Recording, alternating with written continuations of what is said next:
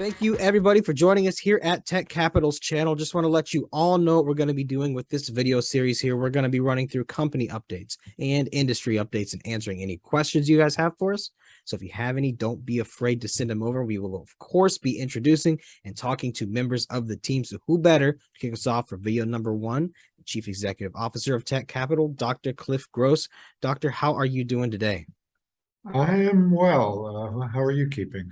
I'm doing pretty well myself. I'm really excited to get to know you a little bit and really paint a picture of your experience for everybody here. So, first and foremost, tell me about your past experience. Tell me about how you've got to this point on this journey, and better yet, why you're doing it. Talk to me about what sparks you in this. Well, not to be too pedantic. I originally was trained as a scientist, and I was a professor at New York University, and then I was the chairman of the Nelson Rockefeller Biomechanics Center at the New York Institute of Technology. And I was really focused on developing technologies to address musculoskeletal injuries. Mhm. But I also saw that in academia, sort of writ large, most of the new discoveries never made their way to the marketplace, which I thought was a waste of intellectual capital and potential.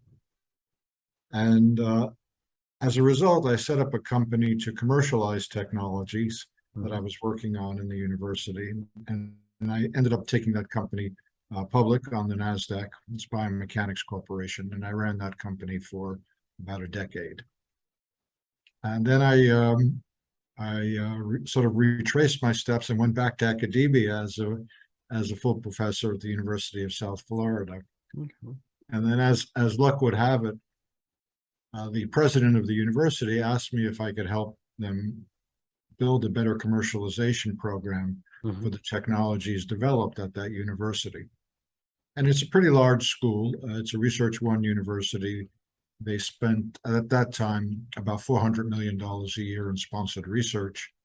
But very few of the technologies were making their way to the marketplace, which was an area that I had become familiar with. Yeah. So I wrote a business plan for the president of the university, Betty Kessler at the time, and I entitled it UTech for University Technologies. And I described what I thought the university should do to facilitate the commercialization of their discoveries.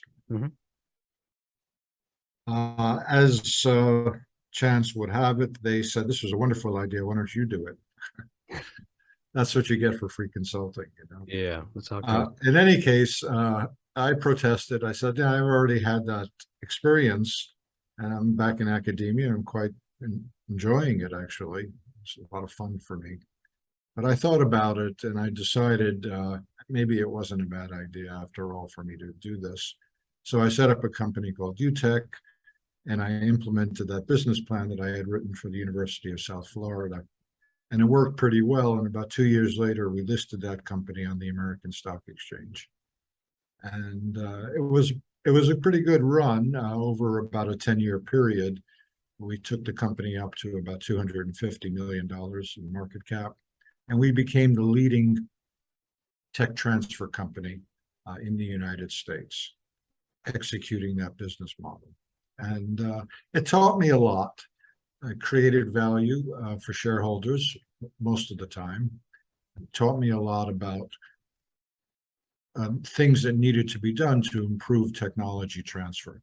And so that was sort of the lion's share of my experiences. And throughout that process, I was also involved just out of curiosity with inventing. And I invented a number of technologies, and I have north of 30 patents as a result of some of those efforts. So that was the earlier years of what I was doing. And then, not to bore you, but I wanted to freshen up my thinking. And so I decided to go after all those experiences and get an MBA. So I went to Oxford, and the last project I had to do for the MBA was to write a business plan, along with every other member of my cohort. And I was still never really able to fully shake off the idea that technology transfer needed more work to become more effective on a global basis. So I wrote a business plan, and I called it TekCapital, And it was just an idea, really, of how to improve technology transfer, how to get more innovations from universities to cross the chasm and make their way to the marketplace.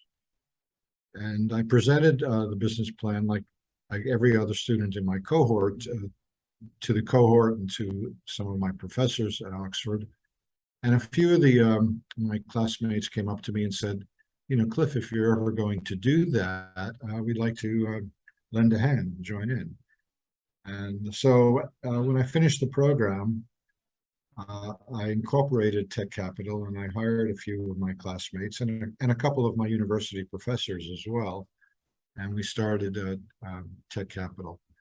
And the goal was very simple, to make technology transfer work better. It's a simple goal. They're very difficult to achieve, I might add. But we have been trying since then to make a dent in it. Interesting. So it seems like you kind of sit at a crossroads of business experience, business acumen, so to speak, and then with the academic and intellectual crowd as well. And what's interesting, so when you had first started this journey, it seems like you really identified an area that needed disruption, or you identified a waste of potential there, and you've been working on implementing that and pulling that into the world. What's been some of the obstacles? Like why was this a problem in the first place, and how have you been going about solving it? Yeah.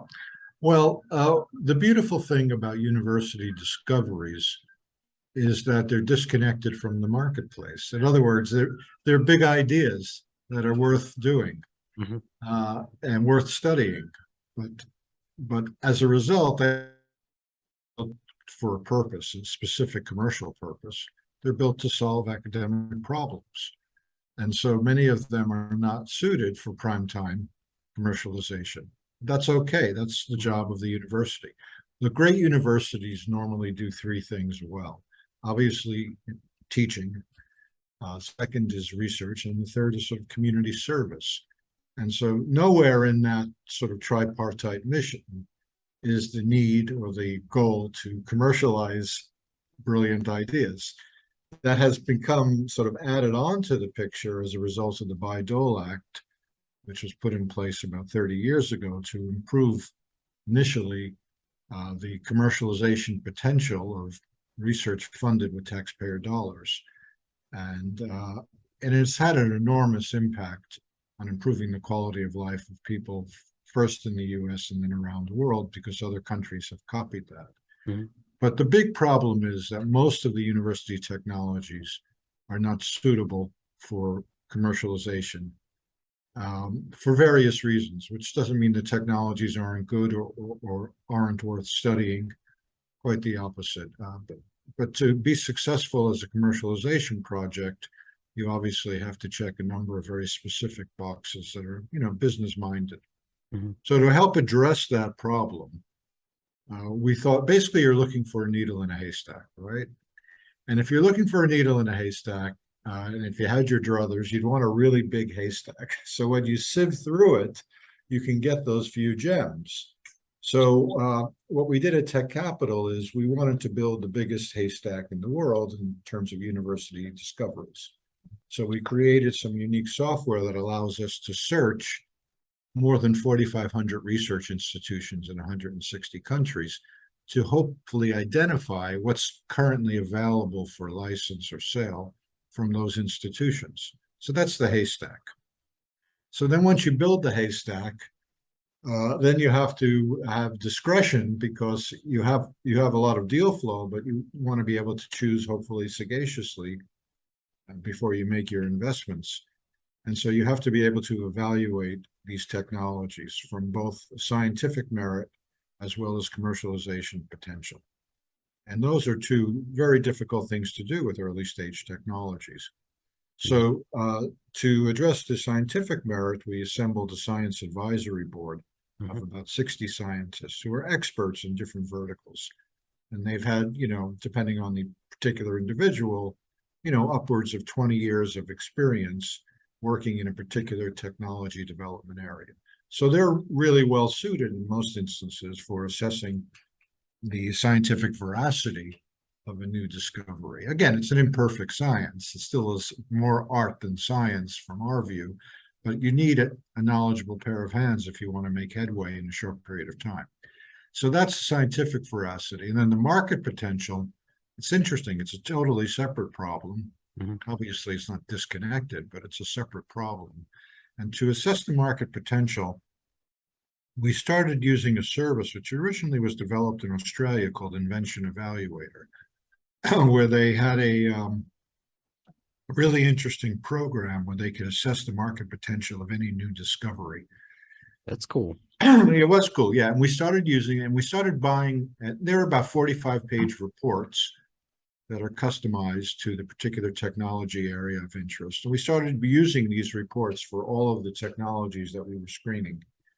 And we realized that this was like an essential feature before we could actually make a technology investment and buy a technology. We really needed to apply these reports liberally to the targets that we were looking at. So we decided to buy the company, which we did do.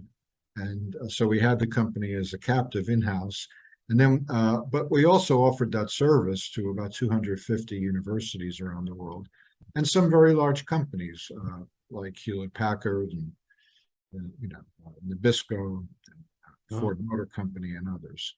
So that's what we actually built at TekCapital. We built this. I call it a university idea factory. Yeah, it's really interesting. We exogenously capture innovations from some of the world's best institutions. And then we have a screening process. We screen them for scientific veracity and marketplace potential.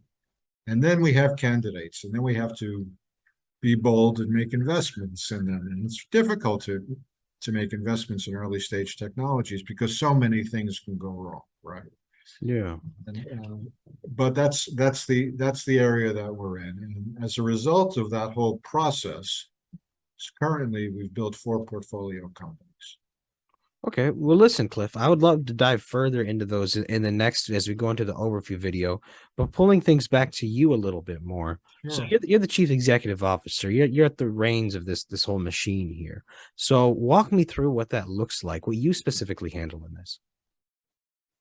Well, I try to set the tone for the organization and the framework that we work under. I mean, whilst we acquire and invest in technologies in a number of different areas, they do have certain things in common, and that commonality is part of the tone that I suggest for the company. So, for example, we want to invest in technologies that, if successful, make a positive impact on people's lives. That's sort of table stakes for us making an investment. The market size for a technology investment for us, if successful, it has to have a current market of north of $1 billion, or we won't make an investment in the technology in that segment. And then the other point, I guess the other common denominator across our portfolio, which is part of my remit to the team, is we want to make sure that we actually do have a compelling intellectual capital advantage, so that if we're successful, we can have a moat around the business. It may be an imperfect moat, but a moat nonetheless. So those are the sort of common denominators across the 4 companies that we've built, and that's sort of my responsibility to make sure that our investments adhere to those sort of gross, no pun intended, investment criteria.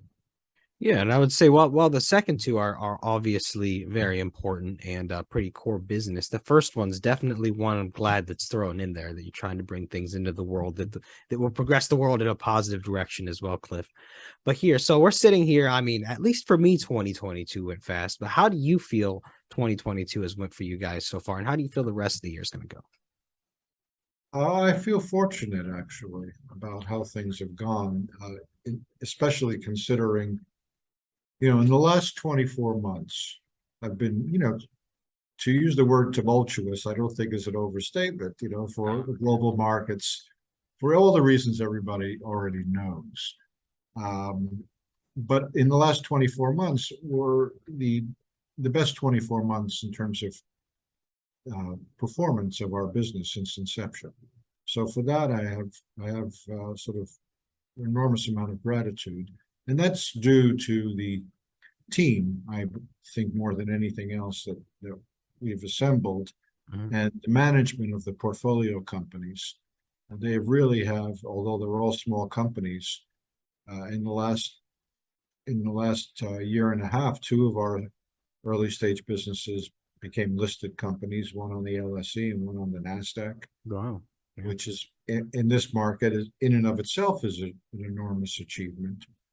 And all of the companies became revenue generating, and none of them are older than 5 years. Most of them are 3.5 years old. It's good. Uh, Yeah. and they all have vibrant intellectual property and capable management, star power management, in our view. They all address unmet needs, and if successful, like I had mentioned, they will help improve the quality of life of the customers they serve. So for all those reasons, I feel gratitude. Not that it isn't challenging, of course it is. There are a lot of headwinds in the capital markets now, which everybody knows about. And there are a lot of people that are still suffering from COVID, long COVID, and other issues.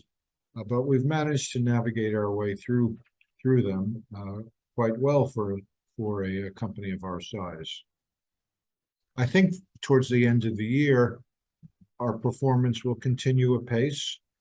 We have our milestones are not our milestones. It's really our portfolio companies' milestones. Makes sense. Yeah. And if they achieve them, we do well. And if they don't achieve them, we do less well or poorly, depending upon, our most important KPI is our net asset value. Right now, our H1 results put our net assets at the highest amount since the inception of the company, around $77 million, or 51 cents a share. And so that in and of itself is somewhat of a badge of honor, but it's one that you have to continually maintain to earn. You can't sit on your laurels, and the way we earn it is by helping our portfolio companies achieve their milestones. So we think there are additional milestones to be achieved this year before the year is finished, even though there's only a couple more months left. And we think our portfolio has a lot of mileage in it because of good luck in part, but also because of the caliber of the management that we've been able to attract to the portfolio companies. Yeah, fair enough. I was always told that you should always bring people around that are smarter than yourself in the specific area that they're going to be handling. But Cliff, it sounds like we're going to have a lot more to talk about as these milestones hopefully get hit. So everybody, please stay tuned for that. Next up, we'll do a company overview video. And of course, if you guys have any questions, do not be shy. Send them over and we will happily answer them. But Cliff, you did a great job introducing yourself. So thank you. It was really wonderful getting to know you. And I really look forward to chatting again. Do you have any closing words before we go for everybody? No, I just want to thank you for taking the time to learn more about TekCapital. And I appreciate those who are tuning in to really become familiar with what we're trying to achieve. Perfect. Well, Cliff, again, thank you so much for your insight today. And please have a wonderful day. Thank you.